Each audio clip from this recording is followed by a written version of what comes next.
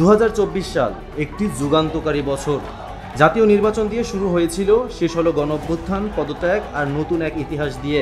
কিন্তু এই ইতিহাসের কেন্দ্রবিন্দু ছিল জুলাই, একটি মাস যা হয়ে উঠেছে বাংলাদেশের গণচেতনার গর্জনময় প্রতীক। শুরুটা হয়েছিল 5 জুন। হাইকোর্টের রায়ে সরকারি চাকরিতে কোটা পুনর্বহাল হলে ঢাকা বিশ্ববিদ্যালয় থেকে শুরু হয় বৈষম্য বিরোধী ছাত্র আন্দোলন। 2 জুলাই টিএসসি থেকে শাহবাগ, পথে পথে ছড়িয়ে পড়ে মিছিল আর স্লোগান। শুধু কোটা নয়, এই আন্দোলন হয়ে ওঠে একটি প্রজন্মের আত্মসম্মানের লড়াই। তবে আগুনে ঘি ঢালেন শেখ হাসিনা। তিনি আন্দোলনকারীদের রাজাকারের নাতিপুতি বললে প্রকম্পিত হয় বিশ্ববিদ্যালয় ক্যাম্পাসগুলো। মুক্তিযুদ্ধের সন্তান নাতিপুতিরা কেউ মেধাবী না, যত রাজাকারের বাচ্চারা নাতিপুতি হলো মেধাবী, তাই না?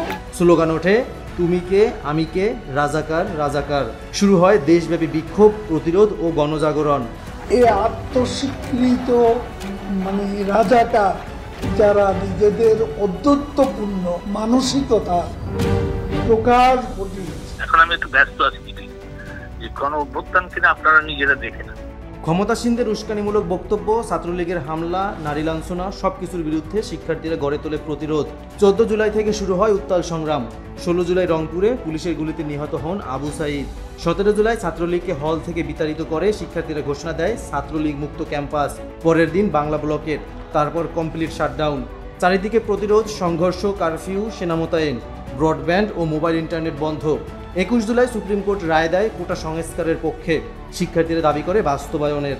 তবে 26 জুলাই থেকে শুরু হয় গণগ্রেফতার। 6000-এর বেশি শিক্ষার্থী গ্রেফতার হয়। ডিবি হেফাজতে ভিডিও বার্তা, সমন্বয়ক তুলে নেওয়া, এসব কিছুর মধ্যেও ছাত্র জনতা পিছিয়ে যায়নি। 30 জুলাই মার্চ ফর জাস্টিস।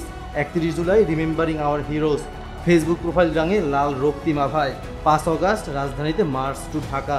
লক্ষ লক্ষ মানুষ রাস্তায় নামে, স্লোগান দেয়, শেখ হাসিনা পালাইছে। অবশেষে সেনাবাহিনীর প্রধান জেনারেল ওয়াকারুজ্জামান ঘোষণা দেন শেখ হাসিনার পদত্যাগের।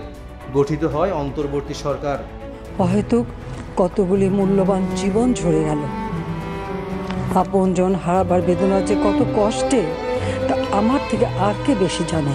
8 অগাস্ট নোবেলজয়ী ডক্টর মোহাম্মদ ইউনূস প্রধান উপদেষ্টা হিসেবে শপথ নেন। একটি প্রজন্ম যাদের অস্ত্র ছিল কণ্ঠ, যাদের শক্তি ছিল সংহতি।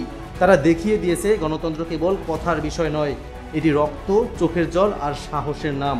36 দিনের এই আন্দোলন আজ ইতিহাস, যা কেউ ভুলবে না, ভুলতে পারবেও না।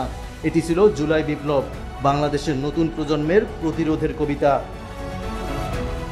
Naushad Mahmud, Jio Bangla TV, news desk.